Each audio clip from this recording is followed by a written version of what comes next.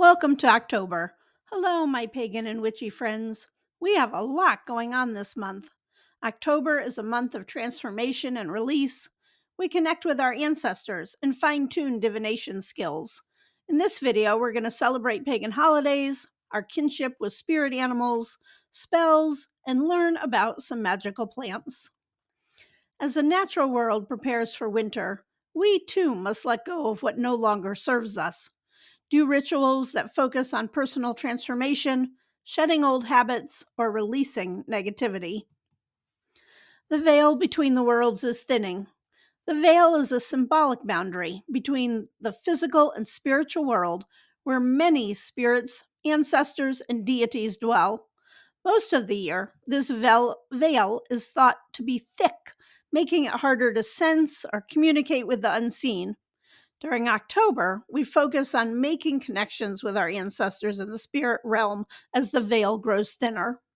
Many pagan paths have familial or household spirits to protect them. October is busy. I'm harvesting the last of my flowers and vegetables before frost comes, and putting up or canning that extra for winter. I'm drying herbs for flavorings, as well as saving them for rituals and spell work. The Celtic month of Ivy runs from September 30th to October 27th. This month is ideal for doing self-healing, protection, and cooperation work. Banish negativity and remove anything toxic from your life. Ivy works well in home protection spells and makes a wonderful and magical houseplant. Place one in front of the window, either hanging up or in a pot, and it'll offer you house protection. If you have pets, the Swedish ivy is not toxic, but English ivy is, so know which one you're getting. Bacchus is a god of harvest and most celebrated in October. He was quite the party boy. An ivy wreath was worn by this Roman god and his female priests, representing fertility and prosperity. Honor black dogs on October 1st. Both Hel and Hecate had black dog companions. They are often seen as messengers from the underworld. The three-headed dog Kerbosis, is the guardian of the gates of Hades, the Greek underworld. Kerbosis' job is to prevent the dead from leaving the underworld and to keep the living from entering. Hi, I'm Amy. Welcome. I talk about paganism and witchcraft and how to incorporate it into your daily life. New is my Norse pagan coloring book. The pictures are great for a grimoire or just to relax and enjoy. Links are below for a paperback available on Amazon or a PDF download on the website. I also have many articles on the website that you can use to look up ideas. Purchases help me to pay human writers and business expenses. On October 4, we honor Ceres, the Roman goddess of agriculture, grain, crops, and fertility. She is credited with the discovery of spelt wheat and makes plants and seeds grow. She is the counterpart of the Greek goddess Demeter. In addition, Ceres watched over the boundaries between the realms of the living and the realm of the dead. She was often invoked at funerals. Instead of a feast day, Ceres has a fast day to honor her. Traditionally, it was 1 day of fasting and 9 days of prayer. This is a time for reflection and thankfulness. Take a walk outside and offer up your gratitude. October's full moon is on the 7th. This is the harvest moon. It holds powerful and symbolic spiritual meaning. Traditionally, it's vital for farmers as its bright light allows them to work late into the night to bring in crops before the colder weather sets in. It became a symbol of abundance, sustenance, and the vital connection between the cycles of the moon and the cycles of earth. The harvest moon reflects the harmony between the heavens and earth, reminding us that nature provides guidance and balance. The harvest moon is associated with manifestation, prosperity, and protection, and using the fullness of the moon to draw energy for spiritual and practical needs. It is also a time to connect with deities of the harvest, such as Demeter, Ceres, or Freyr, and to recognize the blessings of the land, spirits, and ancestors. Do this simple corn husk protection charm to protect the home during the dark half of the year. Save dried corn husks or wheat stalks. Tie them into a small bundle with red string or ribbon. As you tie, chant, "Harvest strong, harvest true. Guard this home the whole year through." Hang the charm by your door or window as a ward to weave harvest energy into everyday life. Ma'at is both the goddess and the personification of truth, cosmic balance, and justice. Her ostrich feather represents truth. She typically appears holding an ankh as well, the symbol of eternal life. She is also one of our oldest ancestors, dating back, in written knowledge anyway, to 2375 BCE and was written about in the pyramid text. She is married to Thoth, god of wisdom, and his feast day is October 23rd. Ma'at either holds or wears an ostrich feather. Ostriches are incredibly fierce and considered one of the most dangerous birds in the world. Ostriches represent balance, adaptability, equality, and justice. People with this spirit animal tend to be confident, proud, and a bit eccentric. After death, the weighing of the heart ceremony weighs the deceased's heart against the feather of Ma'at. This was a test of whether they had lived in accordance with proper morals. Ma'at was typically celebrated with offerings of food, wine, and fragrant incense. Musk and rose are favorite scents of hers. Celebrate by having a feast. Decorate your table with white candles, jade and turquoise, crystals, and other feathers. She will understand if you don't have an ostrich feather. Any feather will do. Duck and geese feathers are often easy to find. October 8th is the Day of Salmon. According to Celtic legend, the salmon was a fish of great power and prestige. The salmon is associated with wisdom. In Norse mythology, the mischievous Loki transferred himself into a sleek and agile salmon in a desperate attempt to escape the wrath of the gods. In a moment of good fortune, the mighty Thor caught the slippery fish, creating the distinct taper at the end of the salmon's tail. This serves to remind us of the enduring power and significance of the salmon as a symbol of transformation and wisdom. For the First Nations tribes of the Northwest, the salmon is revered and symbolizes resilience, selflessness, rejuvenation, and abundance. Much like the buffalo, the salmon is regarded as a willing and selfless provider. A tribal story tells that when the Creator was preparing to bring forth people onto the earth, he called a grand council of all the animals and plants. He asked each for a gift for these new creatures, a gift to help the new humans survive, since they would be quite helpless and require much assistance.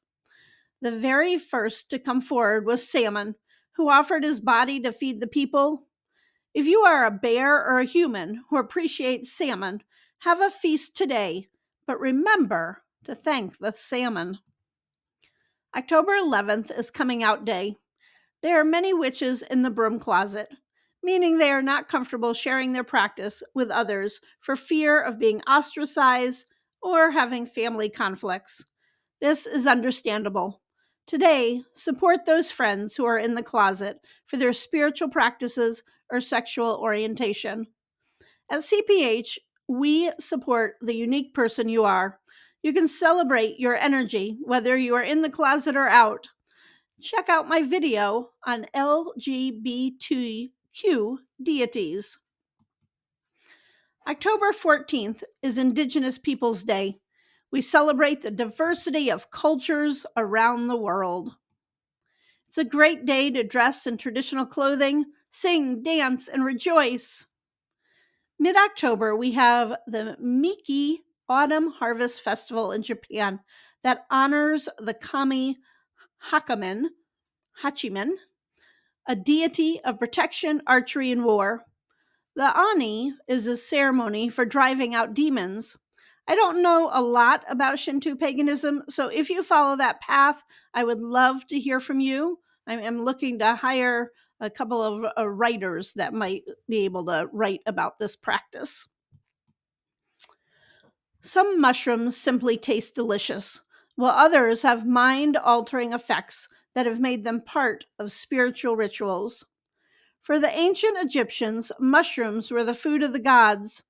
They believed that eating them could help them live longer or even make them immortal. The Maya and Aztecs also consumed hallucinogenic mushrooms. Montezuma, too, the last ruler of the Aztecs, is said to have eaten copious amounts of teonancatl, a psychedelic mushroom, at his coronation ceremony. Fairy rings are created by dancing fairies, elves, or other magical creatures. Stepping into a fairy ring is said to transport a person to another realm or cause misfortune. It is sometimes considered dangerous to disturb them. Scientists say that fairy rings are created by the growth of subterranean fungal mycelium that grows outward from a central point. I think we know the difference. Fly agaric mushrooms are adorable psychedelic mushrooms that grow in evergreen forests and have become endemic in modern media. Disney, Super Mario, and the Smurfs all had them within their movies, games, or television shows. They appear in late fall and often grow beneath fir and spruce trees. When eaten, they produce a rosy glow on the cheeks, which may be linked to the vision in the poem by Clement Clark Moore. His cheeks were like roses, his nose like a cherry. Fly agaric mushrooms have a long history of being used by shamans. They are identified as poisonous, yet with instruction can be ingested after cooking for their hallucinogenic properties. Many shamans eat them as part of their rituals. It has been traced to Siberian nomadic people and Native Americans. The experience is explained as a flight of the soul, which has related several of the gods with the fly agaric mushroom. These tend to differ from geographic regions. Don't consume them without proper identification and some guidance. The Vikings were feared warriors, but the most notorious among them were the berserkers, who became bloodthirsty in battle. It was believed that eating these mushrooms put the men in this state, although there are other writings suggesting another psychoactive mushroom called Liberty Cap was actually the mushroom they consumed. As well as learning how to forage for mushrooms, you can grow them at home. These oysters are growing on top of my fridge. Check out my video from a couple of weeks ago on 13 fall magical plants and 13 fall plants and how to use them magically. One plant I forgot in that last video was black walnut. Black walnut has powerful magical properties associated with protection, cleansing, healing, and transformation. So perfect for October. Its hard protective shell symbolizes resilience and creates barriers against negative energy, breaks curses, and promotes personal power. Black walnut is also used for manifesting desires, attracting good fortune, and sparking creativity. It's good to use in amulets, I think. Black walnuts are easy to find this time of year as they are falling from the trees. I took these pictures last week while walking. One caution, the hulls are sticky and will stain your hands brown, so wear gloves when foraging. The new moon symbolizes new beginnings, fresh starts, and pure potential. Set intentions and work on manifesting your goals during the new moon phase. Work on shadow work spells during the new moon to release old energy and prepare for growth. Try writing down some habits, fears, or doubts you want to release. Fold the paper and place it in a fire-safe dish.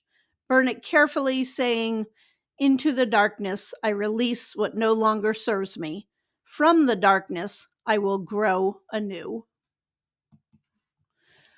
Archeo is the Celtic bear goddess of wildlife, transformation, and abundance. She is referred to as the she-bear. Bears are associated with shapeshifting and transformation across many cultures. Her feast day is October 21. Make a fresh fruit salad to honor her and thank her for your blessings. You can say, "Archeo, see my needs and bless me. Bring to me fruitfulness, such compassion and peace. Humbled am I by your selfless love. Guide me as I open my eyes, spirit and mind." Archeo is a dream goddess for environmental educators like me. One of the reasons I love Archeo is that she is so easy to connect with. She just wants us to embrace nature and protect wildlife. As a wildlife rehabilitator, I often ask for her blessing when I work to heal broken animals or rehydrate orphans. One way you can honor Archeo is to donate to a wildlife rehabilitation center near you or offer to volunteer. We celebrate the wolf from October 20th to 26th. Odin, the All-Father of Norse mythology, has a deep connection with the animals, especially wolves and ravens. Odin is associated with two wolves, Jerry and Freki. These wolves represent Odin's connection to the wild, untamed nature of the world. The wolf is a powerful spirit animal. They represent awareness, family, intelligence, and loyalty. They are a symbol of the wild spirit. Get outside and experience nature. As a guardian, the wolf will protect you as it teaches you. Lean into that. The werewolf is widespread in folklore, where it exists in many shapes. A werewolf is essentially a human with the ability to shapeshift into a wolf or a hybrid wolf-like creature. They may shift purposefully or be affected by a curse. The transformations usually occur on the night of the full moon. During the Middle Ages, trials for werewolves were parallel to those for witches.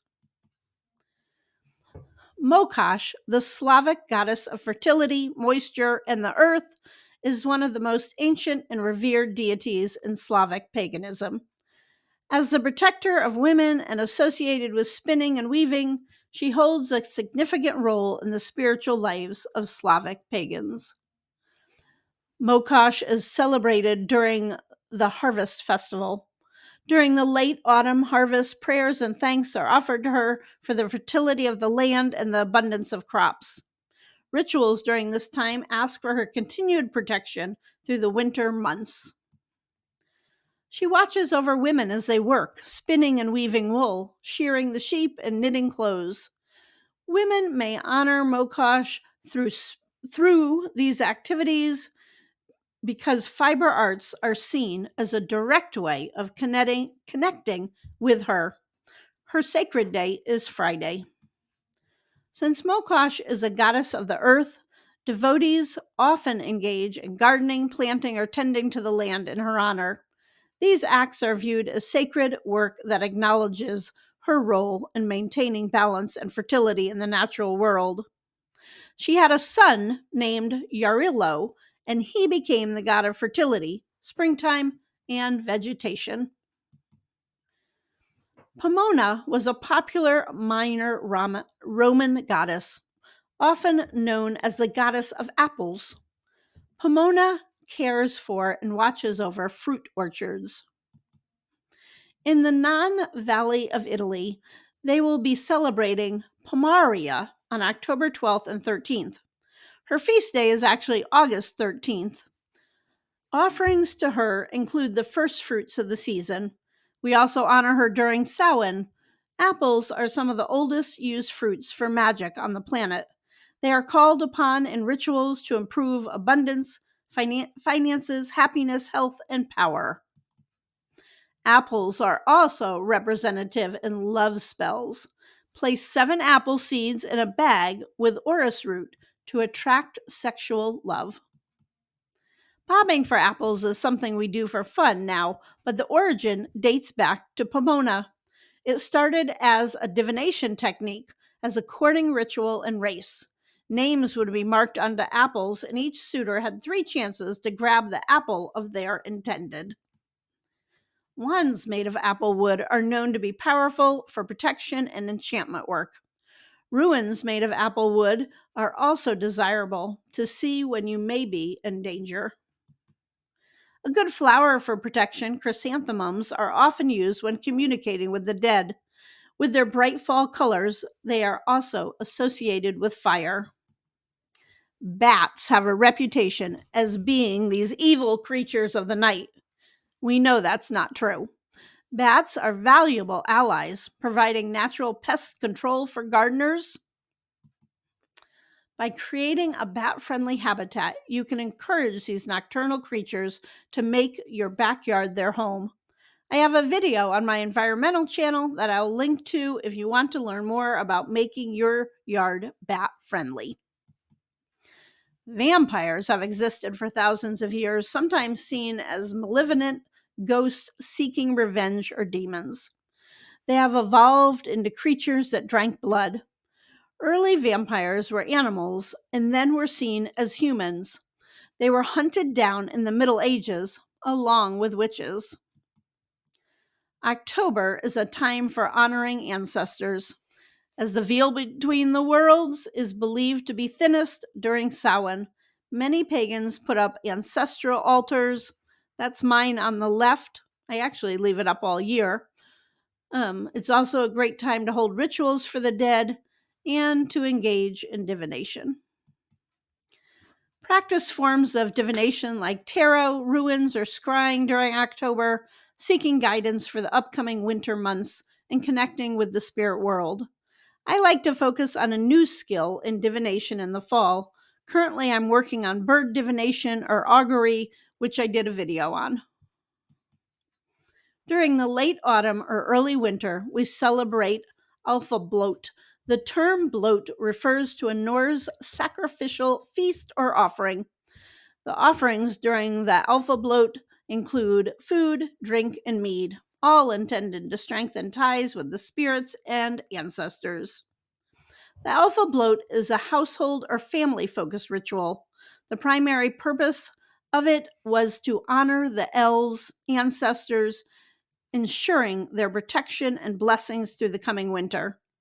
In Norse beliefs, elves are seen as powerful beings associated with the fertility, the land, and the afterlife, and sometimes linked to ancestors or spirits of the dead. We end the month with Samhain. Samhain is often the most awaited holiday for witches and pagans, a sacred time for divination and the gathering of community. During Samhain, we can communicate with the dead and each other. I have a book on celebrating Samhain as a family with lots of different activities. Traditionally, people in Ireland and Scotland carved turnips and gourds into lanterns, known as jack-o'-lanterns.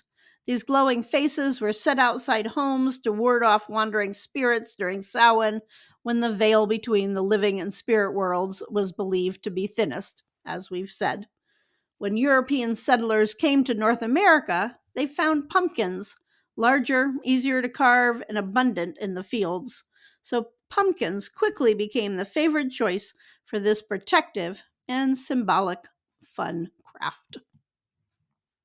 Have a dumb supper.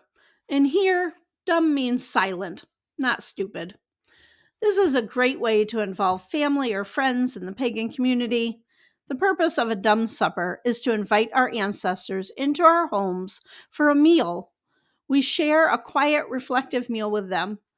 The quiet is important because it allows us to listen and have communication on their level. Colors for October are black and orange, obviously, but don't overlook red, which honors the bloodline of our ancestors, and purple for spiritual insight, psychic awareness, and transformation. Fabulous crystals for this time of year are obsidian, because it is such a powerful stone for protection and deep shadow work. Carnelian is a warm stone that symbolizes courage and motivation as the days keep getting shorter and darker. And amethyst enhances intuition, dream work, and connects you with your spirits. For plants, mugwort enhances psychic vision and dream work, while rosemary offers protection and ancestral connections. Cinnamon is fire energy, prosperity, and warmth for spell work. Sage is for cleansing, wisdom, and protection against negative energy. And of course, pumpkin for abundance, fertility, and prosperity. If you made it to the end, I am very grateful for your support. We are not monetized yet and still need watch hours, so please share a video with a friend. I hope this video has given you lots of ideas and things to think about. Check out my community tab and leave your ideas for topics you want to learn more about. Thanks for watching and have a very witchy day.